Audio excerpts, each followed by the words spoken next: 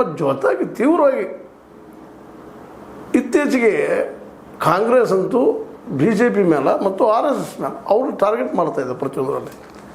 ಅದರಲ್ಲೂ ರಾಮ ಮಂದಿರದಲ್ಲಿ ಕೋಟಿ ನೂರಾರು ಕೋಟಿ ಸಾವಿರ ಕೋಟಿ ಗೊತ್ತಿಲ್ಲ, ಅದಕ್ಕೆ ಸಿ ಬಿ ಐ ನೇಮಿಸಲಿಲ್ಲ, ನಾವು ಸಿ ಬಿ ಐ ನೇಮಿಸ ಹೇಳೋದಿಲ್ಲ ಅಂತ ಹೇಳ್ತಾ ಇದ್ದಾರೆ ಬಿ ಕೆ ಪ್ರಸಾದ್. ಯಾಕಂದ್ರೆ ಸಿ ಬಿ ಐ ನಿಮ್ಮ ಕೈಯಲ್ಲೇ, ಇ ಡಿ ನಿಮ್ಮ ಕೈಯಲ್ಲೇ, ಐ ಟಿ ನಿಮ್ಮ ಕೈಯಲ್ಲೇ, ನೀವು ಬೇಕಾದಾಗ ತಿರ್ಚುಗಿತೀರಿ ಅನ್ನೋಂಥ ಆರೋಪ ಮಾಡ್ತಾಯಿದ್ದಾರೆ. ಪರ ಗಂಭೀರ ಆರೋಪಗಳೆಲ್ಲ ರಾಮ ಮಂದಿರದ ಹುಂಡಿ ದುಡ್ಡು ಎಬ್ಬಿಸಿದ್ರಿ, ಮಾಡಿದ್ರಿ, ಭೂಮಿ ಎಲ್ಲಿದ್ದು ಖರೀದಿ ಮಾಡ್ಕೊಂಡು ಆ ದುಡ್ಡು ಹೊಡೆದ್ರಿ.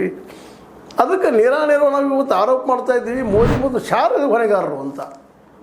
ಸುಪ್ರೀಂ ಕೋರ್ಟ್ ಹೇಳಿದ್ದು ಇವರಿದ್ದಂಥವರು ಟ್ರಸ್ಟ್ ನೇಮಿಸಿದ್ರು, ಟ್ರಸ್ಟಲ್ಲಿ ಇವರ ನೇಮಿಸಿದವರು. ಇವತ್ತು ಚಂಪತ್ ರಾಯ್ ಆಗಿರ್ಬೋದು, ಅನಿಲ್ ಮಿಶ್ರಾ ಅವರಾಗಿರ್ಬೋದು, ಗೋಪಾಲ್ ರಾವ್ ಆಗಿರ್ಬೋದು, ಅದೇ ಕಾಲ ಖಜಾಂಚಿ ಆದಂತಹ ಗೋವಿಂದ ದೇವಗಿರಿ ಅವರಾಗಿರ್ಬೋದು, ಕೃಷ್ಣ ಅವರಾಗಿರ್ಬೋದು, ಅನೇಕ ಮಿಶ್ರರು ಬರ್ತಾ ಇದ್ದಾರೆ ಸಾಕಷ್ಟು. ಇವರೆಲ್ಲರೂ ಇವತ್ತು ಈ ದುಡ್ಡನ್ನು ರಾಮನ ದುಡ್ಡನ್ನು ಹೊಡೆದಂಥವ್ರು. ರಾಮನಾಮ್ ರಾಮಕ ಪೈಸಾ ಲುಟೇರ ಹೀಗೆಲ್ಲ ಮಾತಾಡ್ತಾ ಇದ್ದಾರೆ. ಇವತ್ತು ಇದನ್ನೆಲ್ಲ ದಾಳಿ ನೋಡಿದರೆ ನಿಜವಾಗಿ ಇವತ್ತು ಮೈ ಕೊಡಿ ಎದ್ದು ನಿಂತದ ಕಾಂಗ್ರೆಸ್. ಬೇರೆ ಯಾವುದಿಲ್ಲಪ್ಪ, ನಾವು ಹೋರಾಟ ಮಾಡಲೇಬೇಕು ಅನ್ನುವಂಥದ್ದು.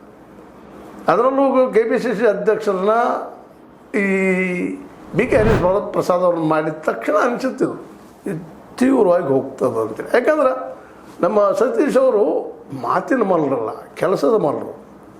ಇಲ್ಲಿ ನೇರಾನೇರವಾಗಿ ಎದುರಾಳಿ ಯಾರಿದ್ದಾರಪ್ಪ ಅಂತಂದ್ರೆ ಬಿ ಜೆ ಪಿಗರು, ಆರ್ ಎಸ್ ಎಸ್ ಇದ್ದಾರೆ. ಇವರು ಮಾತಿನ ಮಲ್ಲರು. ಮಾತಿನಲ್ಲಿ ಮನೆ, ಅರಮನೆ ಎಲ್ಲನೂ ಕಟ್ಟುವಂಥವ್ರು, ದೇವಾಲಯ ಕಟ್ಟುವವರು, ಮಸೀದಿಗಳು ಕೆಡುವವರು ಎಲ್ಲರೂ ಇವರಲ್ಲಿದ್ದಾರೆ. ಇವ್ರಿಗೆ ನೇರಾನೇರವಾಗಿ ಎದುರು ಕೊಡೋಂಥವ್ರು ಬೇಕು. ಇವತ್ತು ಇವರಿಬ್ಬರು, ಇವತ್ತು ಬಿ ಕೆ ಹರಿಪ್ರಸಾದ್, ಅದೇ ಕಾಲಕ್ಕೆ ನಮ್ಮ ಖರ್ಗೆ